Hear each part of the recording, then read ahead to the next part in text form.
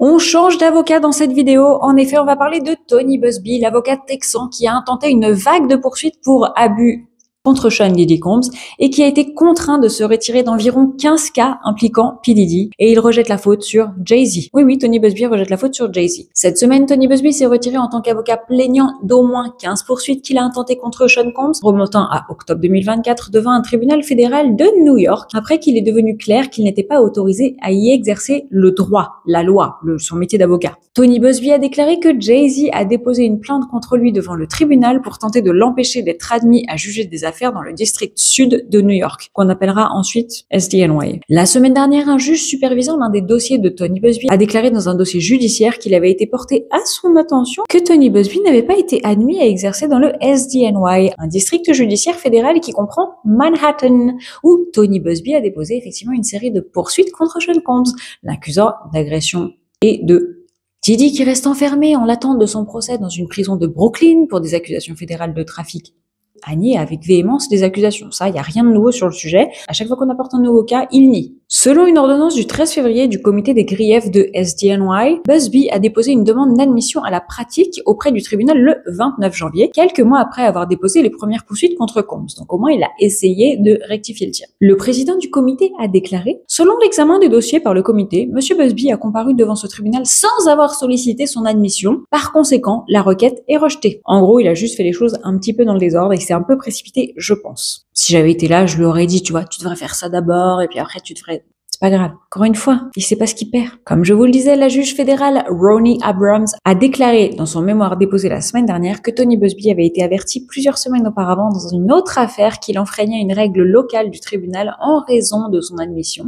Abrams a écrit que Buzbee, je cite, n'avait pas porté ce problème à l'attention du tribunal et lui a ordonné de s'expliquer. Dans une lettre publiée lundi dernier, j'ai plus la date, je vous la remettrai à l'écran, Buzbee a écrit qu'il avait commis une erreur de jugement en omettant d'informer le juge qu'il n'avait pas été admis à exercer au SDNY. Mais attention, on va y revenir parce qu'il y a quand même des incohérences. Il ajoute: en tant qu'avocat en règle du barreau de l'État de New York, du barreau de l'État du Texas et de votre district frère, quand il parle du district frère, il parle du barreau du district Est de New York et pas du district sud de New York, je pense que je suis éminemment qualifié et que je ne devrais pas être empêché de représenter le demandeur dans cette action. Comme il l'écrit, cependant, son statut d'admission est devenu une distraction qui a détourné l'attention de l'affaire de là où elle devrait être, à savoir obtenir la justice pour le plaignant. Je trouve que cette phrase, elle est juste bien placée, tu vois. Genre, je retire mon ego, je me retire de l'affaire parce que ce que je veux, c'est la justice pour les victimes. Buzbee a ajouté que les plaignants anonymes dans cette affaire continueront d'être représentés par le cabinet d'avocats de New York par lequel il a co-déposé des plaintes contre Sean Combs pendant qu'il règle ses problèmes. Buzbee, qui ne se démonte pas, et il a bien raison, a déclaré qu'il était autorisé à exercer le droit devant les tribunaux de l'État de New York. On l'a vu dans le district Est. Et attention, j'adore son assurance. Voici ce que Tony, mon futur patron qui sait pas encore qu'il a besoin de moi, a déclaré à Business Insider. Je cite: en général, lorsqu'on est admis dans un district jumeau, on bénéficie d'une admission réciproque. Mais dans ce cas précis, la personne que je poursuivais en justice, à savoir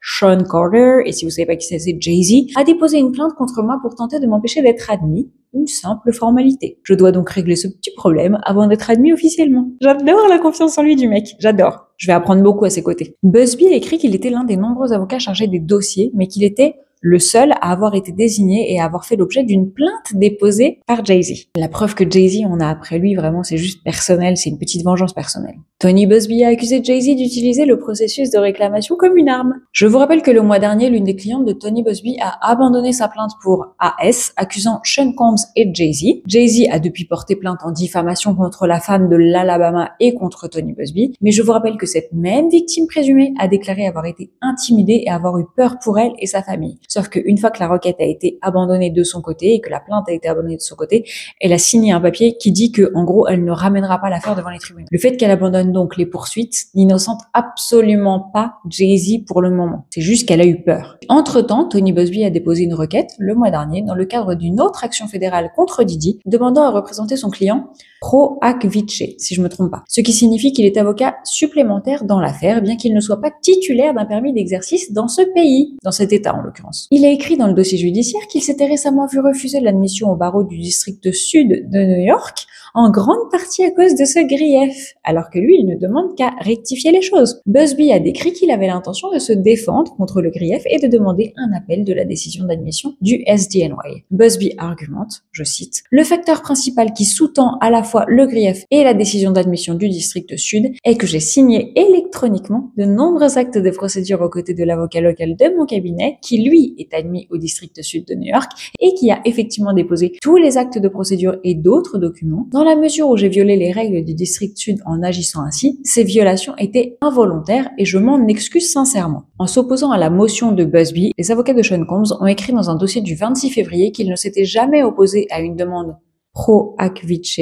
Sorry si je prononce mal. J'ai fait latin il y a très longtemps, mais je copiais sur ma voisine. Et en gros, ce serait une demande d'autorisation temporaire d'exercer dans une certaine juridiction. Les avocats de Diddy, eux, précisent, je cite, « Et nous ne le faisons pas à la légère, mais la mauvaise conduite flagrante de Tony Busby justifie le refus du privilège de comparaître dans ce district. Il a signé de multiples documents dans 22 affaires sans autorisation d'exercer devant ce tribunal. Il a omis à chaque fois de divulguer qu'il avait déposé un dossier sans y être admis et il a violé les règles de conduite professionnelle de l'État de New York, entre autres en insistant à plusieurs reprises sur le fait que M. Combs était coupable des accusations criminelles portées contre lui dans ce district, même si Busby n'a aucune base de bonne foi pour croire que le gouvernement appellera l'un de ses clients comme témoin dans cette affaire. » Je veux dire, les avocats de Diddy qui s'insurgent que Tony Busby ait pu enfreindre une loi, certes minime, parce que comme il le disait si bien, à partir du moment où tu es autorisé à exercer dans un État ou dans un district jumeau, bon, c'est qu'une affaire de procédure et de paperasse. Quand même, les avocats qui sont en train de défendre un mec qui a enfreint des lois depuis plus de 20 décennies et des lois bien dégueulasses, quoi. Bref, Busby a déposé plusieurs autres poursuites contre Sean Combs devant le tribunal de l'État de New York, où il a déclaré qu'il était l'avocat principal et qu'il continuerait à l'être en tant que membre en règle du barreau de New York. En gros, ce qu'il veut dire, c'est qu'il va mettre toutes les formalités à jour et que quoi qu'il arrive, son expérience et son expertise sera toujours utile aux avocats qui ont le droit d'exercer dans le district sud, qui font partie de son cabinet. Ils travaillent ensemble, c'est juste que c'est pas lui qui ira défendre le cas. Détendez-vous les gars, il sera toujours là. Le candidat est prêt à tout pour gagner du temps, car Tony Busby n'agit pas seul, et c'est pas en dégommant sa tête que les procès vont mystérieusement disparaître. Try again!